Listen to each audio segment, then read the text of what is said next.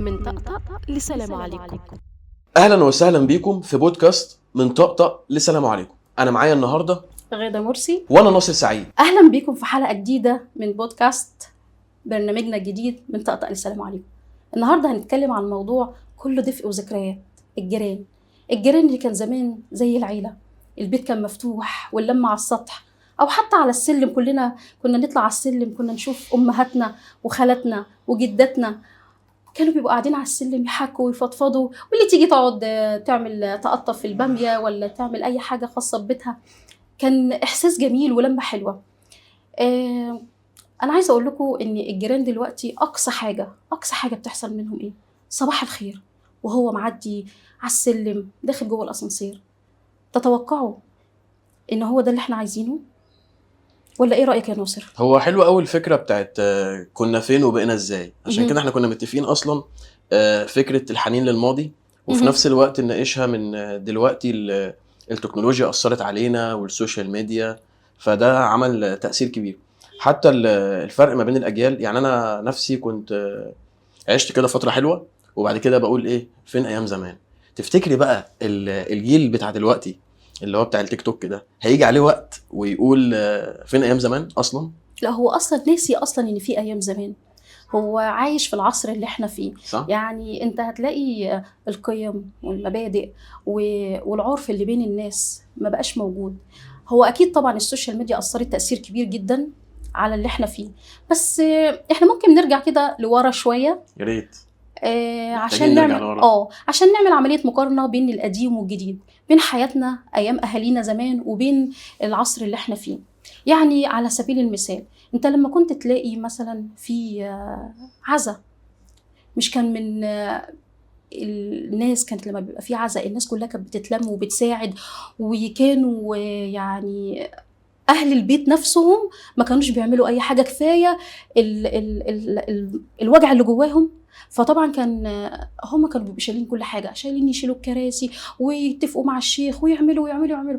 انت تلاقي دلوقتي ده حد حتى زي لو كده. في فرح كمان كان الفرح بيتلغي او الصوت يوطوه خالص لحد ده ما العزا يعدي اصلا. ده بعد ال40. صحيح. تعالى بقى دلوقتي انا ممكن الاقي، وفعلا انا لقيت الموضوع ده، كنت الاقي شارع فيه فرح وشارع فيه عزا، وبرغم ان هم يعتبروا شارع بينهم وبين بعض. يعني اللي قاعد في العزا والقرآن شغال سامع صوت الهيصة بتاعت الفرح. كان زمان ما كانش الكلام ده كان موجود. صحيح. فاكره الطبق اللي كان رايح جاي؟ مش قادرة اقول لك. دي كانت عادة جميلة جدا. ماما ده هسألكوا الطبق ده.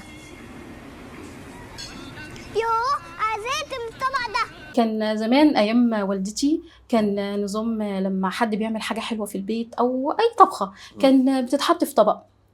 كان الطبق يروح للجاره، ما يجيش فاضي ما يرجعش فاضي. صحيح. الطبق كان يتحط فيه حاجه تانية ويفضل رايح جاي ويفضل رايح جاي. كانت عاده جميله قوي صراحه، يعني مش قادره اقول لك. حصل. هو احنا دلوقتي طب دلوقتي هو احنا بنعتبر الجار متطفل، ولا الموضوع ليه علاقه بالخصوصيه اكتر، ولا الضغوط الاقتصاديه مخليه الناس كل واحد مسحول في حاله؟ الموضوع بقى عباره عن ايه؟ ولا السوشيال ميديا عشان مثلا انا ببعت لاختي على الواتساب تعمل لي شاي، فهو ده اللي مخلينا اصلا احنا بعيد عن بعض جوه البيت، فبالتالي احنا بعيد عن بعض بره البيت، فالجار ده بالنسبه لي حد غريب عني. بص، هو في مشكله طبعا اللي احنا عايشينها دلوقتي، العالم الافتراضي اللي احنا عايشين داخله. صحيح. ماشي. أثر علينا تأثير كبير قوي. بمعنى إن الأول كان يعني لو حد عنده أزمة، حد عنده مشكلة، وعكة صحية أيا كان، كنت تلاقي الجيران كانوا يتلموا. كان لو يصادف مثلا في البيت اللي جنبنا حصل حريقة مثلا، كان إيه اللي بيحصل؟ الإمام المسجد كان يبقى في بعد صلاة العصر على سبيل المثال، يا جماعة جاركم فلان الفلاني عنده مصيبة، حصل له كذا كذا. منديل كده يتفتح وكل المصلين، وكان بيتكلم في المايك والناس كلها تبقى سامعه، كله يجي يلم في ظرف ساعه زمن واحده كان المبلغ يتلم واكتر. صحيح. كمان تخيل دلوقتي بيحصل كده. لا. بمناسبة علاقتنا بالجيران، أنا كان عندي قصة كده. كان وإحنا صغيرين أخويا في مرة تاه، وعايز أقولك المنطقة كلها اتلمت وكله بقى بيدور على أخويا، فدي حاجة برضو مفتقدينها إحنا دلوقتي. بس بفرض النظر عن الموضوع ده، أنا كنت عايز أتكلم في حاجة تانية. لا مش بفرض، بغض النظر. لا بفرض النظر. بفرض النظر. أنا بفرض النظر عموما يعني. انتي مالك؟ انتي مش فاهمك اساسا في الحاجات دي. انتي ايه يا بجد؟ رنا مالك؟ والله هو انا مصطلح جديد بس عادي مفيش مشكله. ما انا بتاع الجديد. طيب بفرض النظر ان علاقتنا بالجيران بلاش بفرض النظر. ما انا بقول كده برضو عشان لما بلاش بفرض النظر. هتلاقي انتقادات ما انا يعني. يمكن دي هي اللي تجيب خلي بالك اللي احنا بنقوله ده اللي يلا يا عم الحاج، يلا يا عم الحاج، احنا ناقصين لبخه في الكلام، ناقصين لبخه، ده عايز يتعالج ويجي لنا. بص، بالنسبه للجزء بتاع التطفل ده ماشي، هو الاول ما كانش تطفل ماشي، الاول كان حق الجيره الناس على بعضها، ان المفروض ان الجار ليه حق وليه ان هو يسند جاره في السراء والضراء. هنا بقى في الفتره الزمنيه اللي احنا عايشين فيها دي، ده متطفل، ده حشري، ده عينه وحشه، ده هيحسدني، ده مش عارفه ما ده هو هو. يا ريته بس حتى يعني بيتجنب الجار. هو دلوقتي مثلا لقى الزباله قدامه يقوم رميها عند جاره، يعني فاهماني؟ دي الفكره اللي انا عايز اتكلم فيها. ده ما شاء الله ده بيحصل. فهل ده بقى يعني تاثير اعلامي مثلا حطه في دماغ الناس ان الجيران ممكن يبقى الولد يصاحب البنت او حاجه كده؟ يعني ده جه منين؟ بص، هو موضوع مش هننكر ان السوشيال ميديا بقت خلتنا شالت اخلاقيات بعض الناس، شالت مبادئ عند بعض الناس، فهمني؟ شالت حاجات كتير. فاكره ليالي الحلميه؟ طيب هو احنا دلوقتي بعدنا عن فكره ان الجار بقى بعيد عن الجار، ودخلنا في فكره ان كل واحد بيفرض سيطرته على التاني. انا هنشر غسيل وماليش دعوه بيك، انا هرمي الزباله قدامك فانا لا، انا اللي هرميها قدامك. طب هل ده تاثير الاعلام مثلا؟ يعني هل مثلا الافلام والمسلسلات اللي شفناها اللي بتحط جانب سلبي من الجار، ان الولد هيصاحب البنت، هل ده ليه تاثير؟ طبعا. هقول لك على حاجه يا ناصر، دلوقتي الدراما المفروض ان هي تصدر الايجابيات اكتر من السلبيات، بالعكس هي اتجهت اتجاه تاني، هي بقت بتعرض السلبيات اكتر من الايجابيات، وبالتالي احنا كجيل صغير كشباب بقى بيقلد تقليد اعمى، ما بيفكرش على فكره في المحتوى. والمفروض ان الدور الاعلام في الحته دي بالذات ان هو بيوعي، بيقول ده اخرته ايه، لكن للاسف احنا افتقدنا الموضوع ده. زمان كان في مثلا افتكر مسلسل لن اعيش في جلباب ابي،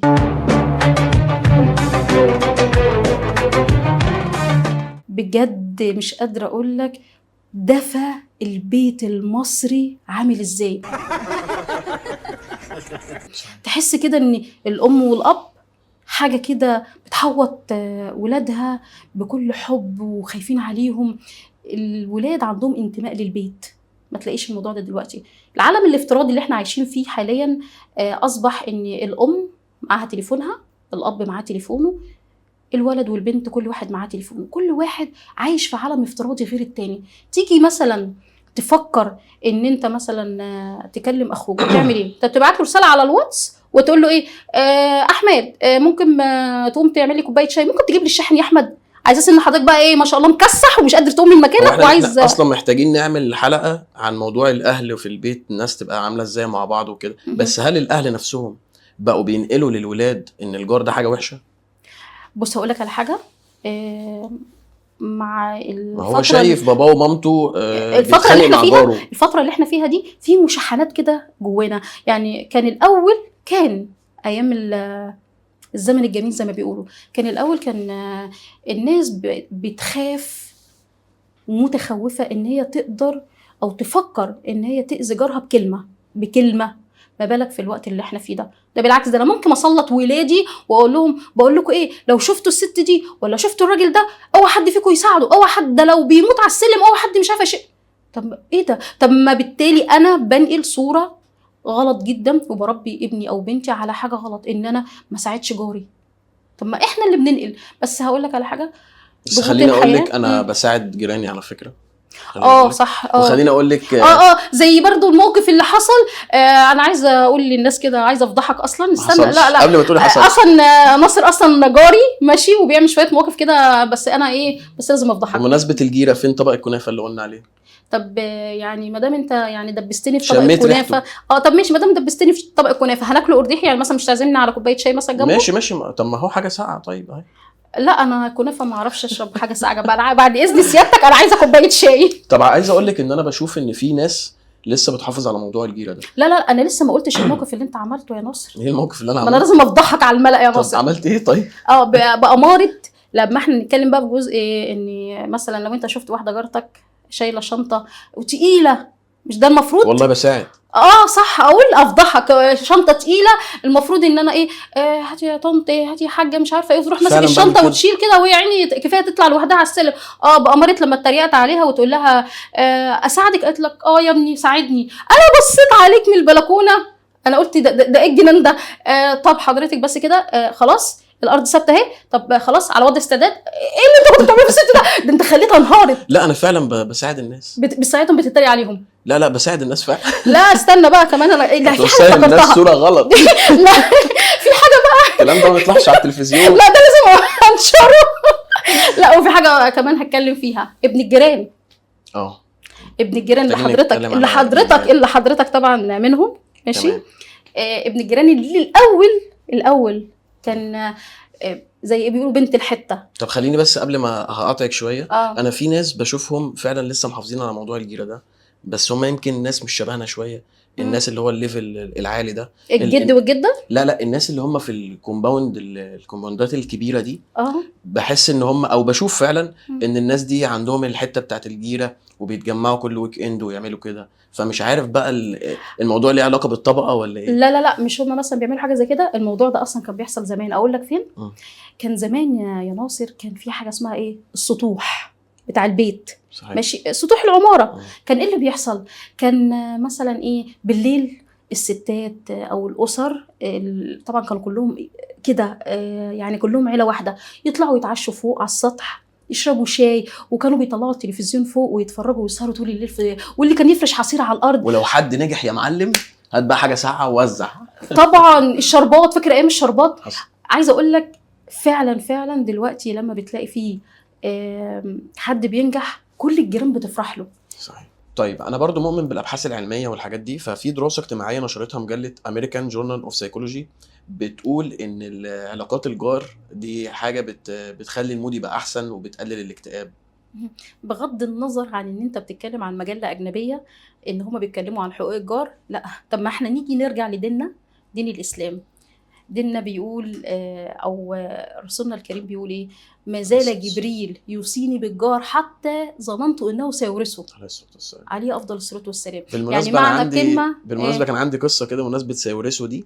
كان عندي جاره، او مش انا، مامتي بتحكي لي ان في جاره ليها والتيتا دي كانت من بره تقريبا النمسا، بلد كده، المهم يعني خواجايه، فكانت مرتبطه بخالته وبتيتا جدا، لدرجه ان هي لما جت تهاجر ادت الشقه لخالته.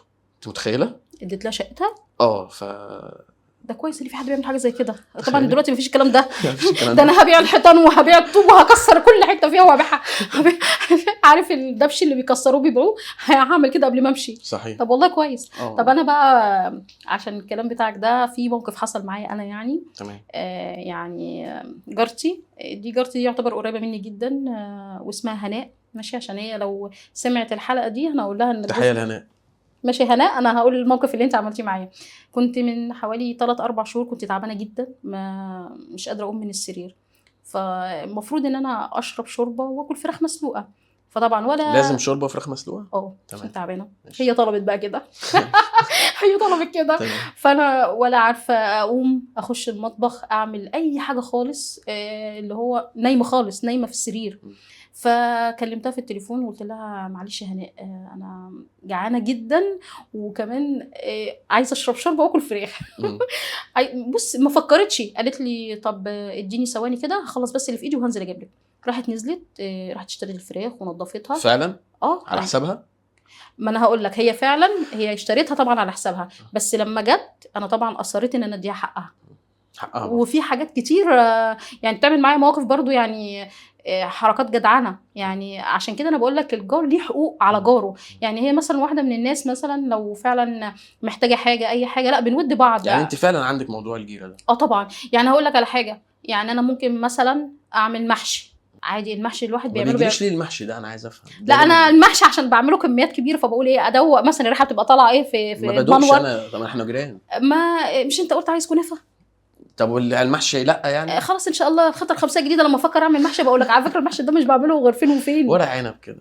ما فين وفين بقى عشان اللف ده ما بقتش فاضيه زي زمان. تصدقي جوعت.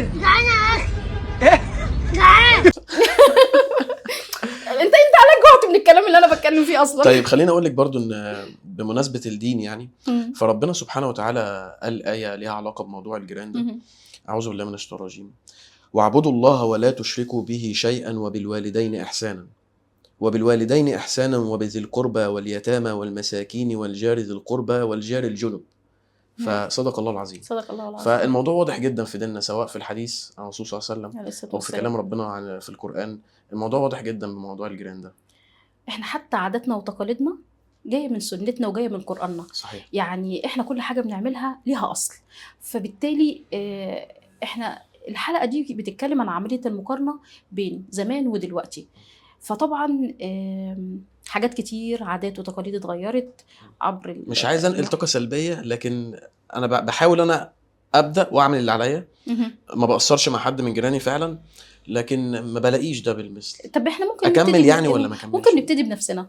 ما انا بعمل كده بالفعل. بس يعني ممكن نبتدي بنفسنا، واللي اصغر مننا ممكن احنا نحسهم على كده. يعني على سبيل المثال انا ولادي، طب ما انا ولادي انا فعلا زارعه فيهم الحته دي. يعني فعلا انا معايا ولدين مروان وفارس. يعني ان انت كنت عايشاه وانت طفله بتعمليه دلوقتي؟ عشان انا اصلا جوايا الحته دي. يعني مثلا ولادي لقوا مامتهم بتعمل، ما قلت لهمش، لقوا مامتهم بتعمل عملوا زيها. قالوا انا فعلا، انا لو لقيت واحده جارتي حتى لو سنها من سني وشايله شنط ومش قادره تشيلهم، طب ما انا بمد ايدي واشيل معاها، ايه المشكله؟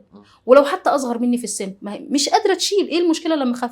على فكره المواقف دي بتقرب الناس من بعضها. صحيح. اللي الناس مش مدركاه ان انا مش خدامه عند حد، او ان انا ليه اساعد حد والكلام ده كله.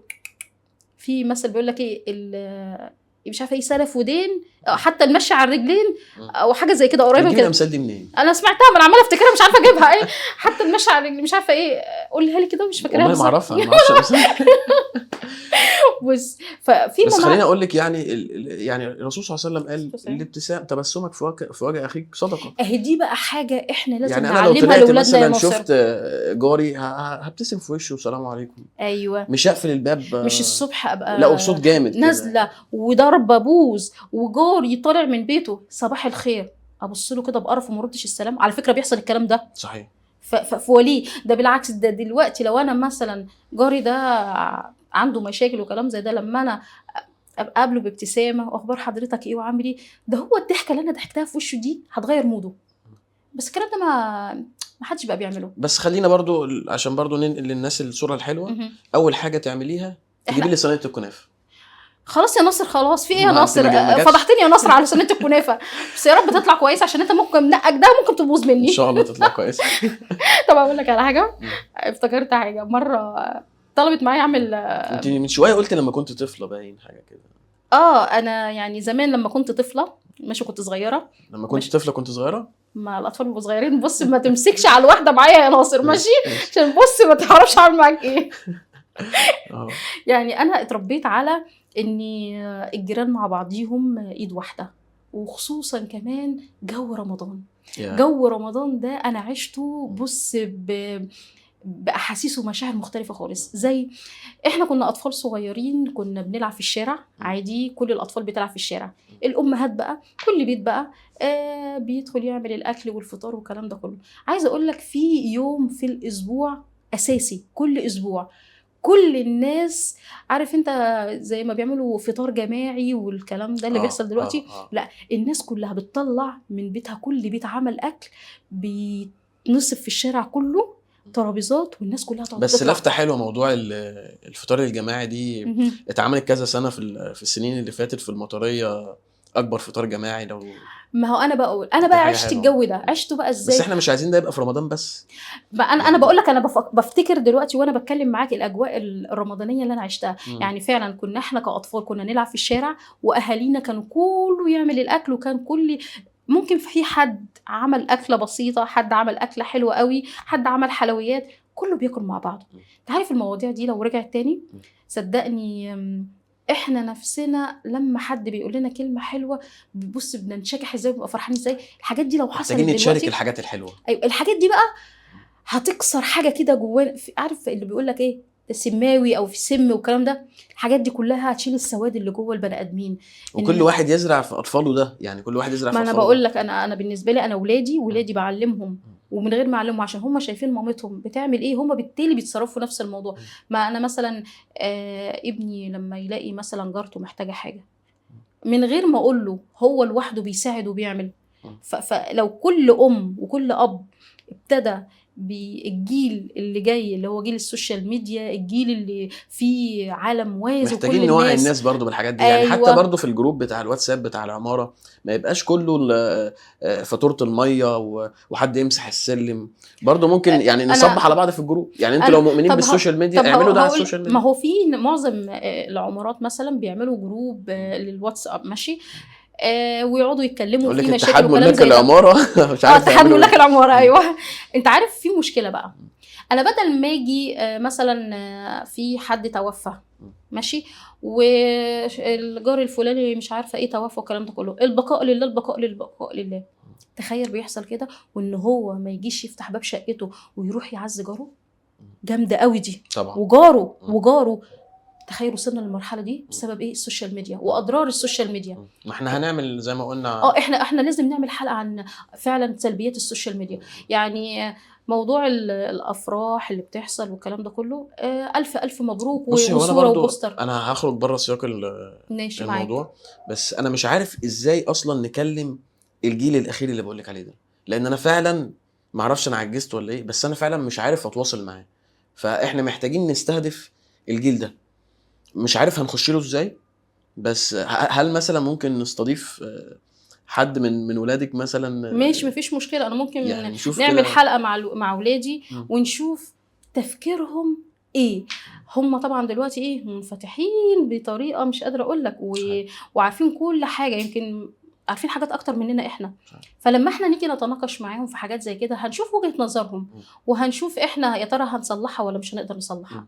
لان فعلا زي برضو الدراما من سلبياتها ان هي بتنقل صورة سلبية لجيل لسه ناشئ، فطبعا الجيل ده بيقلد تقليد اعمى ماشي. لو حاجة فيها بلطجة ايا كان المساوئ اللي بتحصل، فاحنا عايزين نقعد كده مع الجيل الجديد ده وليه ما نديش توعية ليهم بطريقة غير مباشرة. اصل الجيل ده ما بيحبش تديله اوامر. الجيل ده بس صعب جدا. بس التوعية ابتدت من النهارده. بس التوعية بتبتدي من البيت يا جماعة. يا جماعة احنا بجد احنا عايزين فعلا نبتدي من بيتنا. طيب هو كده التوعية ابتدت من النهارده في الشق بتاع الجيران سواء للكبار والصغيرين. احنا المفروض نتعامل ازاي مع جارنا. اتكلمنا في زمان كنا عاملين ازاي، كنا فين وبقينا ازاي. فاحنا ممكن نختم ازاي؟ احنا ممكن نعملها في كام نقطة كده. اول نقطة ان صباح الخير نبتسم في وش بعض، ده اول حاجة. صحيح. صباح الخير بابتسامة. اتمنى لما اشوف جاري او اشوف جارتي ما احطش وشي كده واجري كده. اتمنى يعني عشان الموضوع ده بشوفه كتير قدامي. اتمنى اني لو حصل مشكلة عند جارنا اخش اعرف ايه المشكلة واحلها معاه. وصلاة الجمعة برضو بشكل اسبوعي دي بتخلينا برضو ننزل مع بعض نشوف بعض في المسجد، ناخد الاطفال كده معانا. انا عايزه اقول لك اصلا دي حاجه يعني المفروض الوعي الديني ده طبعا ان هو في خطبه الجمعه دي المفروض ان المسلمين ده يوم التجمع للمسلمين. وفي الخطبه المفروض ان الامام بيقعد يتكلم في الحاجات دي ويحسنا على حقوق الجار ويتكلم باستفاضه. الناس بتبقى قاعده منصته للامام، فاكيد لازم يجي لهم تاثير من الكلام ده. فلو احنا حسينا عن الحاجات اليوميه بتاعتنا والمشاكل والحاجات دي ابتدينا نتكلم فيها في المساجد، انا عايزه اقول لك هتدي تاثير. حتى لو ادي التاثير ايه 5% مره ثانيه 10% 15 20 عشان احنا كل مدى الحاجه دي بتنزل بعد كده ممكن محدش يعرف حد. صحيح. طيب واحنا كده غطينا الموضوع من اول كنا فين وبقينا ازاي، وبعدين اتكلمنا في الموضوع علميا.